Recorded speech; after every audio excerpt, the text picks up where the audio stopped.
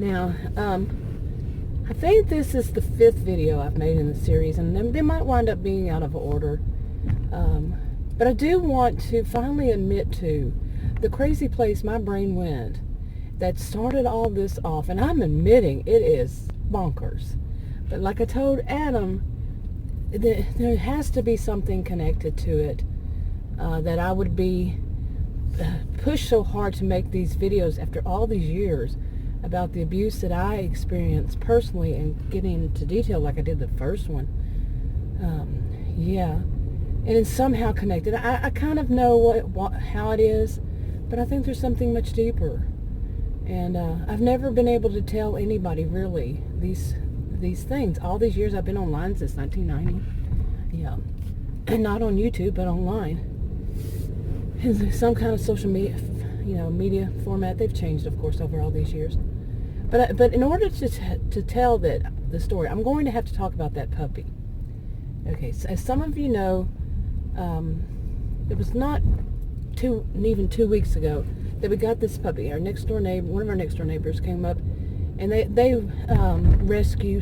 I still don't know exactly how, but she's like in her early or late 20s, and she lives with her parents there, and they do rescue dogs. They rescue dogs. I don't know how, like I said. And she came with a puppy, she came asking if we wanted a puppy. Okay. And she showed us pictures, and I had wanted a puppy, and it's a black lab and Australian shepherd mix. Okay. And she said it was 2 months old. And remember, she said she worked for a vet. And before now, but she had at one point. So anyway, I said yes. Adam, he was kind of, I don't know, but eventually we both said yes. And so she went and got the puppy, came back, all that. Well, 2 days later, the original owners came by with the mother, the next door neighbor, the mother of that woman. And what came out of it was that the puppy was actually, when we got the puppy, it was actually a month and a half old. Okay, so it wasn't 2 months old, it was a month and a half. Well, that's pretty young to take away from the mama, okay, and the siblings. And yes, I recognized it right off the bat, and it was a heavy puppy, though, as it turned out.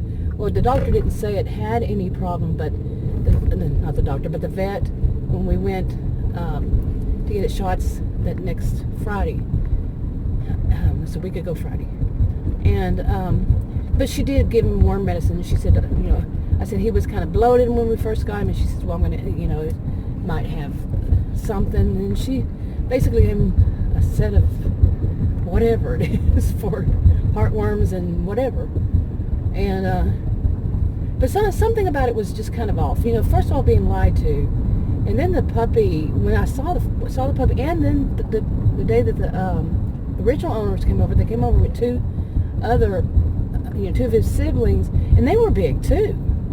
You would think it would be the opposite, but it was actually, that they were younger. And anyway, the vet said the dog weighed 9.6 pounds, something like that. A puppy, yeah, month and a half old. Well, almost. To tell some of the story, that the puppy was, they were all lethargic.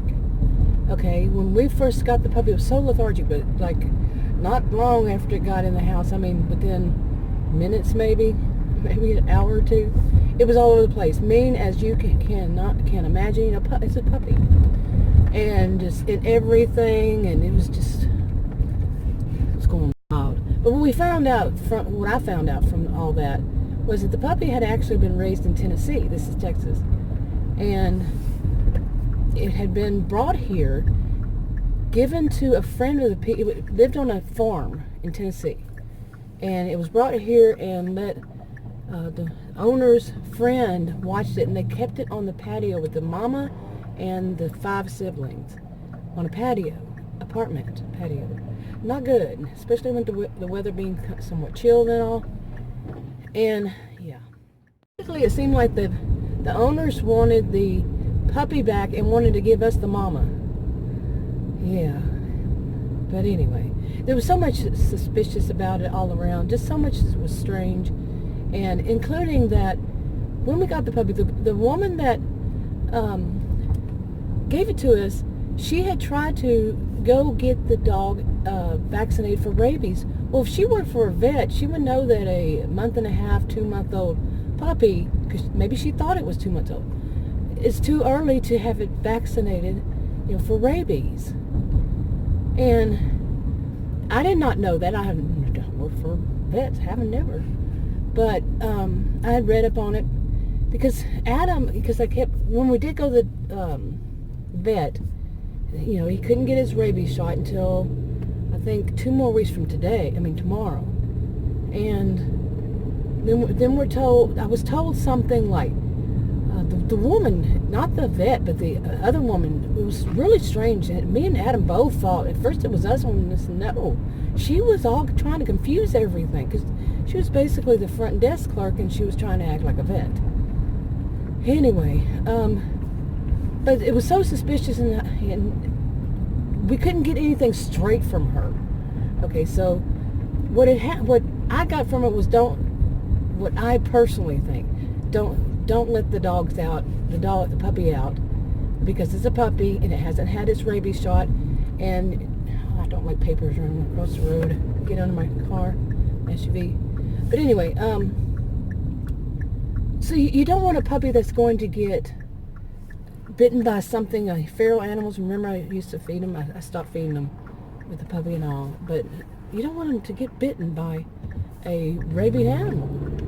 And I know that is, I don't know the percentage. I try to find it. It's very difficult. But you just don't want it. So there's no need for a puppy to go outside into the yard and all that. And I know it's rare. And see, this is where my mind went. And I feel like, okay, really now, Grace? Really?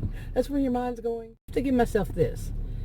Okay, the puppy, the whole situation was very weird. And taking care of this puppy has been exhausting, especially with Marmaduke, the bigger dog, the old dog.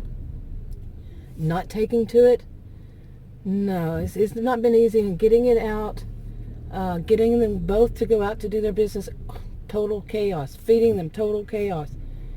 Tried so many different things. Nothing is working right. Yeah, and I've been by myself with both of them for the most part, every day, and I don't leave them alone, because Marmaduke's not taking to the puppy.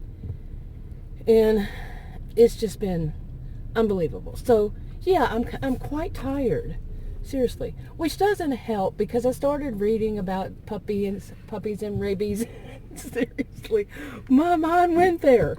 Okay, I'm usually a very logical person, but I can sit here and say, okay, logically I know there's probably not that big of a chance.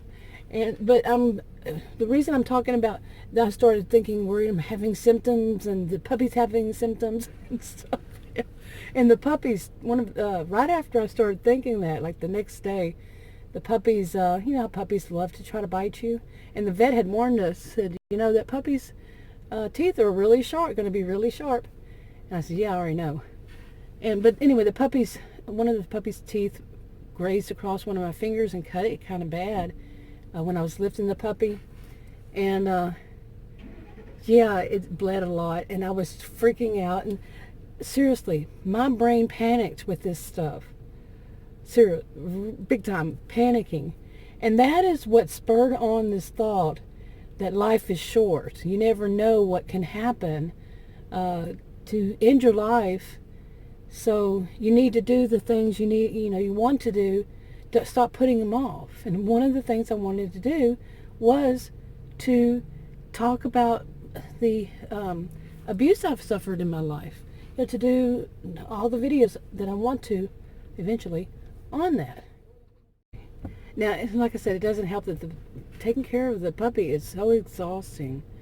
And today, really, I woke up at 4 something, and I haven't been sleeping. Adam says he hasn't been sleeping right. And I woke up 4 something, and then after Adam left for work, I think me and the dogs just crashed, really, for a good part of the day. And I think I woke up right before Adam got home from work. It was just so much on me, seriously.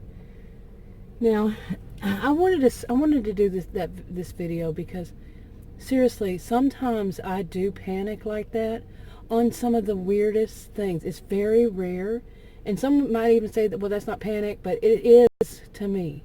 In a way, it is. Just to get so worried over something. I can't say that it's a slim chance, because if you read about it, you can't find anything it was something like 0 point something percent to 60%. And the puppy is just a normal dog. Some of the things were like it sniffles every once in a while, only twice. And that's the last few days. And it has a little spasms. When it's asleep, it has a nightmare and it makes the noises, and it's done that a couple of times. But my mom will take something like this and create a big thing every once in a while. Now, I don't know if that could be related to my adrenal disorder I mentioned, because once a year I have something that is more like an adrenaline rush, really, it is. And I've had an endocrinologist, explain it to me. It happens once, like I said, about once a year. And one of the first things I've noticed before is I'm really fatigued, exhausted.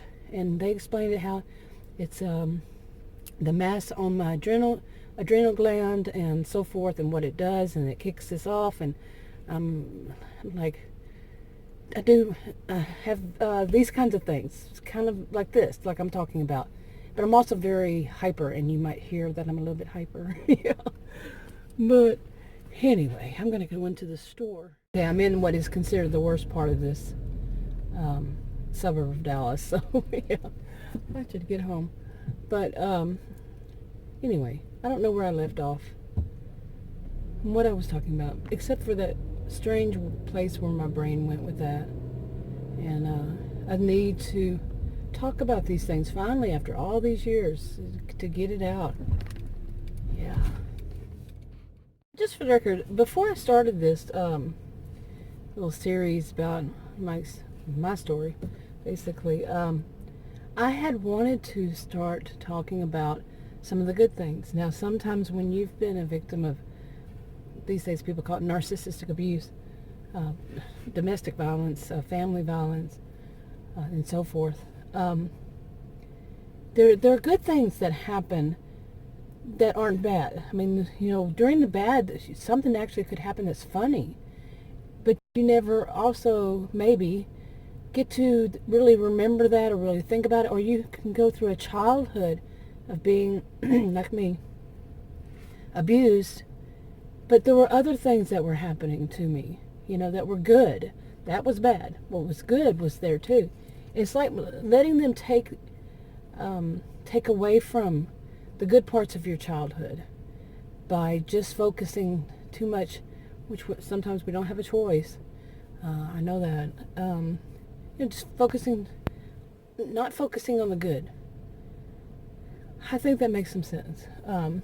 Because flashbacks will take us back, but what about the other good things that were going on then?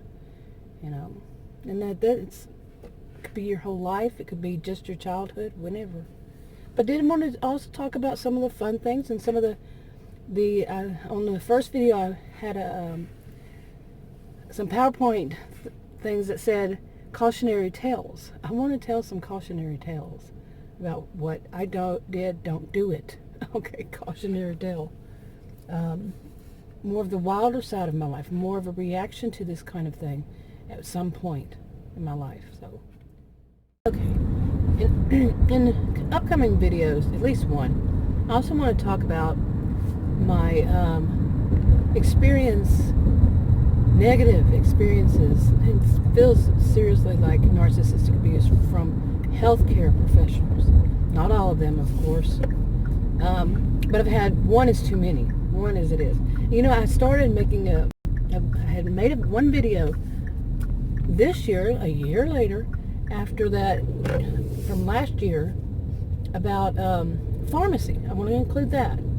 Between pharmacy and doctor's offices and so on, healthcare professionals, that because of my adrenal disorder, which I've mentioned in videos, is due to my,